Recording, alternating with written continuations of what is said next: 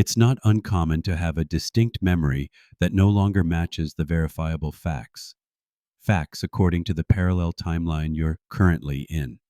Maybe you, like many of us, vividly remember Nelson Mandela passing away in prison in the 1980s, only to discover he was actually released from prison and later became president. Or you swear that classic kids' book featured the Berenstain Bears, not the Berenstain Bears. Or that your heart is on the left side, which is why you use your right hand to cover it. Sorry, not in this timeline. Or that your kidneys are lower than your ribs, which is why they're vulnerable to a kidney punch. Sorry, not in this timeline. Or that there's a cornucopia basket in the Fruit of the Loom logo. Sorry, not in this timeline. Welcome to the Mandela effect, a shared glitch in memory that doesn't just confuse and confound, it may actually challenge our ideas around the nature of reality itself. At its simplest, the Mandela effect is dismissed as a collective misremembering of events, phrases, or imagery, like an echo bouncing off the walls of cultural memory. Conventional psychology might chalk this up to confabulation or the power of suggestion, and for the particular parallel timeline in which they currently reside, they may be right. But I and others feel the whispers of something bigger possibly at play, something that can't be so neatly dismissed, constantly navigated parallel timelines. Does this actually happen to regular people in real life? Reportedly, yes, but the vast majority won't notice. According to physicist Cynthia Sue Larson, 86% to 89% of Mandela effect experiencers consider themselves to be natural empaths. On the Myers-Briggs scale, these would be INFJ or ENFJ people, which combined make up only 3 to 5% of the population. Like myself, Cynthia is an INFJ. In Hyperdimensional You, I play with the idea that our consciousness might constantly steer us across parallel timelines, nearly identical realms that exist simultaneously with ours but with slight differences. It's like many television channels jostling for priority on the same wire. Only one image appears on the screen, but every other channel is still present. What if the Mandela effect reflects a switch to a slightly different channel that most would miss? A channel where things unfolded differently in a subtle way?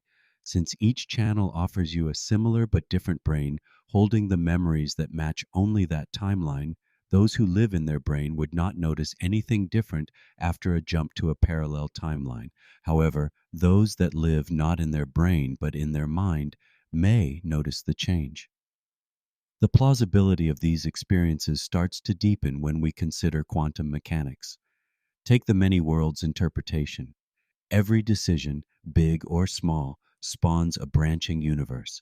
If our consciousness can switch universes like TV channels, those reporting the Mandela effect may just be better at remembering the prior channel on a neighboring timeline. What if classic misquotes, like "Luke, I am your father," instead of "No, I am your father," are a correct memory from a prior channel, a channel that's still playing, just on a different frequency?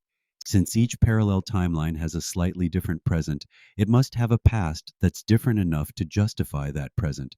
Hence, to jump to an alternate present is to some degree, change the past. When viewed this way, the Mandela effect becomes more than a quirky curiosity. It morphs into a subtle invitation, one that proposes that our minds might not just bear witness to the one and only reality, but actively navigate between realities. Each parallel timeline may offer a slightly more preferred or a slightly less preferred present. If so, we can continue to end up in random timelines based on random, unskilled thoughts, or, via sovereignty of mind, take control of the rudder. It's been said that by maintaining a resonance of clarity, positivity, and focused intention, a stable signal, we can tune ourselves toward timelines more aligned with what we truly desire. Reportedly, ancient civilizations employed this wisdom by way of singular and cascaded Mandela effects to arrange massive stones into structures. The implications are fascinating. Mandela effects may be prompting us to question our certainty, to see our personal and collective reality as malleable, and to recognize how powerful our consciousness might truly be. Next time a memory mismatch flashes before you, don't just shrug it off, lean into it. It may be less a memory misfire and more of the universe prompting you to explore your true multidimensional nature. What will it be? The preceding was generated by an AI ghostwriter from Bob Cochran's writing and sampled voice. For more information on Bob's first book, Emerging Imaginal You, a time-traveling note to self from the corner of science and spirituality, or his second book, Hyperdimensional You, Surfing the Shift Toward Mastery, check out Clever, the number 2, Wise, that's clever2wise.com. On Facebook, search for hashtag Clever2Wise. To help this work continue, like and share Bob's YouTube videos, which can be located by searching for @Clever2Wise. To be notified as new videos become available, click subscribe.